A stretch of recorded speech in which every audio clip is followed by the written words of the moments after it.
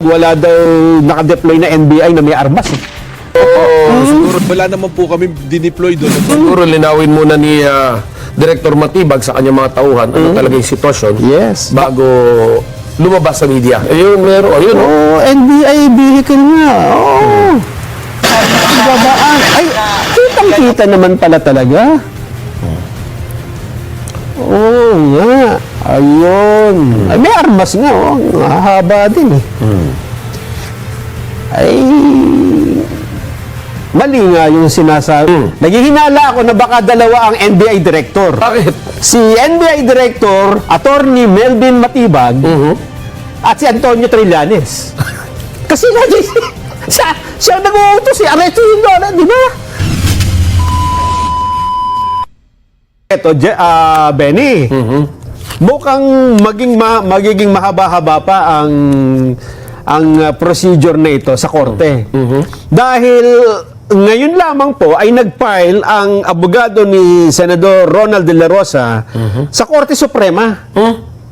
May bago siyang ipinail na petition. Ito po ay very urgent manifestation for the issuance of temporary restraining order. Kasunod nga po ng mga pangyayari kagabi. Ay ibig niya sabihin dito, dahil sa hindi na humapigilan eh. Dahil pinagtatalunan, pwede ba siyang arestuin o hindi? Legal ano yan, legal question. So ang kahilingan niya, para ito ay hindi na mauwi pa sa gulo, o magkabarilan na naman, o ano man na mangyari, pumasok na yung Supreme Court, patigilin niyo muna habang dinidinig yung kaso. Yun yung kanyang petition ngayon. Oh, Which is, PRO. sa tingin ko naman eh, mas ngayon eh, nagkakaroon ng dahilan dahil nagkaroon na nga ng tensyon kagabi. Di ba? At eto na yung sinasabi mo, Benny. Di ba sabi nga ni Director Matibag, wala daw nakadeploy na NBI na may armas eh. Meron daw doon mga agent. Nakunan din pala ng video yung mga yon na may armas. Oo. Ni Erlo Bringas. Nakunan? Nakunan. Oo. Oo. Baka pwede na. Ay, wala pa. I-edit pa. Sige, hintayin natin. Hintayin natin. I-edit pa ba? Oo, hintayin natin. Dahil hinihintay ng ating mga kababayan niya para makita kung ano yung tunay na nangyari at anong tunay na istorya doon, di ba? Oy, sayang naman. Akala ko andyan eh. Ay, antayin ninyo, ha? Kasi ako, ilang beses ko ding nakita eh. Hindi ko lang mawari kung NBI nga. Dahil yung mga suot nila, doon mo makikita na, di ba, ang lalaki ng NBI sa likod. Imposible naman malabo mata ni Erlo. Tsaka yung At video. iba yung spelling. Tsaka yung video. Oo. Oo nga. Mukhang si Director Melvin Matibag, Benny, ay ako, swerte nung asawa niya, eh, no? Kasi hindi nagsisinungaling. Si Congresswoman Ann Matibag. Ba? Oo. Palagay ko hindi siya nagsisinungaling sa misis niya. Hindi. Pagka tinawagan mo, Tapat na asawa ay yan. baba, hello, nasaan ka? Andito kami sa workshop sa Paranaque. May kasama pa kayong babae dyan? Wala. Seminar nga namin to eh, di ba? Talagang Oo. tapat na asawa. Yes, talagang hindi siya nagsisinungaling. Dahil halatang halata eh kapag ang isang taong hindi marunong Tapat na kaibigan niya. Ayun nga. Si Melvin. Ngayon kilala natin yan. Kaya ang sabi ko, baka nahirapan siyang magsinungaling dahil hindi siya sanay. Dating GM pa lang ng airport yan. Kasama na natin Yun nung nga. tayo nagko-cover sa airport. Baka lang kagipitan na kailangan sumagot, di ba?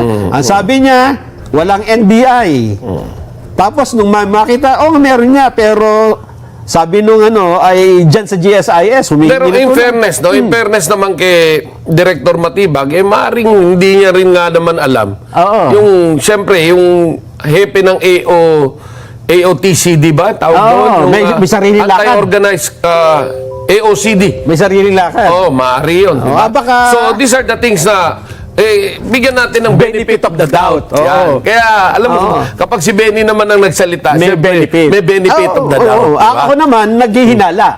Naghihinala ako na baka dalawa ang NBI director. Pero tignan natin kung tama yung hinala mo. Hindi, teka muna. Oh. Baka dalawang NBI director. Bakit? Si NBI Director, Attorney Melvin Matibag, at si Antonio Trillanes. Kasi siya nag-uutos, Aresto Hindora, di ba? Sige pa, tingnan natin kung may video. Tingnan natin. Ano ba yun sa GSIS? Madilim. Oo nga. Ay, kahina-hinala nga na ba't ka nga gagalaw dyan? Ayun, meron. Ayun. Oo, NBI vehicle nga. Oo. Babaan. Ay, kitang-kita naman pala talaga. Oo nga. At nung nagputukan, ay yan din yung nagtatakbuhan, papasok dun sa... Ayun. Ay, may armas nga, oh. Ang haba din eh.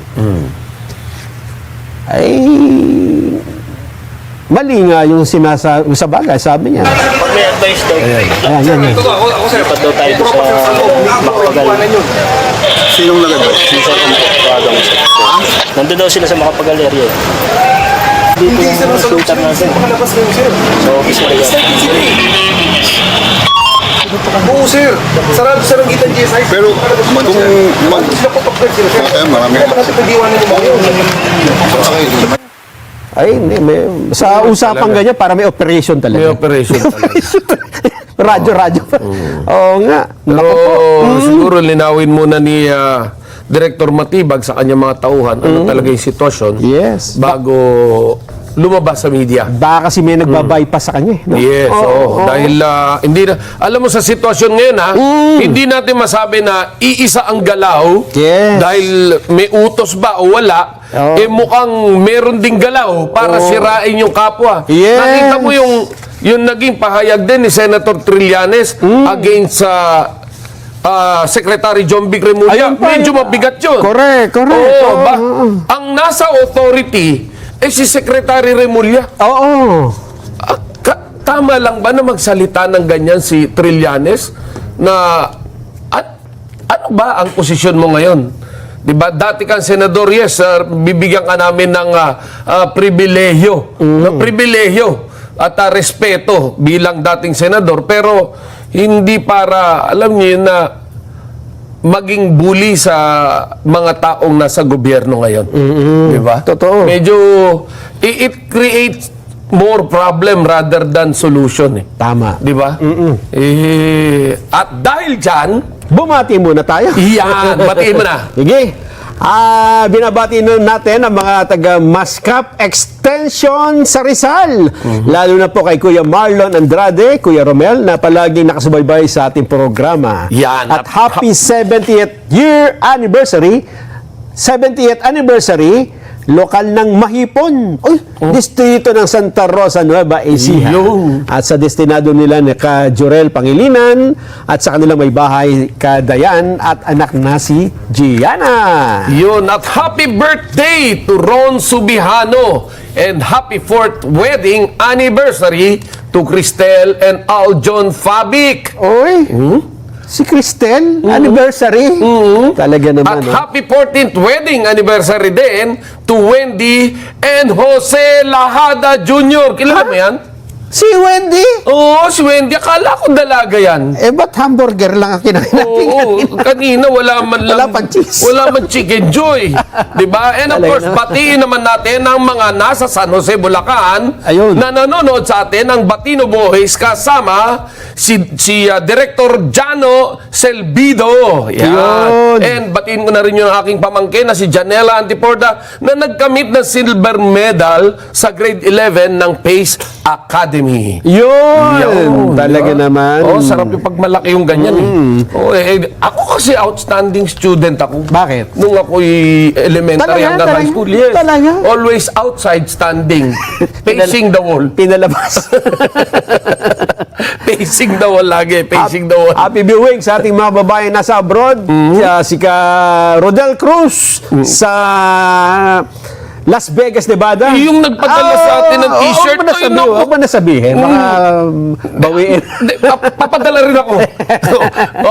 Meron pupunta dyan eh. Yung- May pupunta dyan. Papasya lang kaya pa. Ganun din kaya Sunny Korea dyan sa San Diego. Yan. At ang atin pang mga kaibigan dyan sa South Korea. Resty Bugarin. Yan, Aida Flora. Lion Aida Flora, salamat din po sa panonood.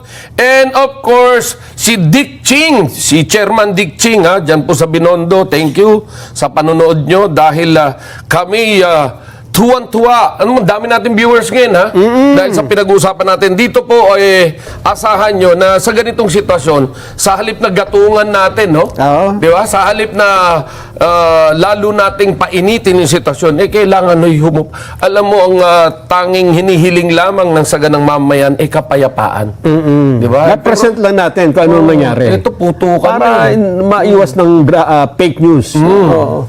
Alam niyo, putok lang naman na iniiwasan namin dito, yung galing sa kilikili. Paalam na tayo. Oo. Maliligo pa. Maliligo ka pa. Baka magkita kayo ni Bato. Mukhang umuwi, naligo eh. Yan nga. Papagupit daw eh. Papagupit. Ano? Ay, hanggang sa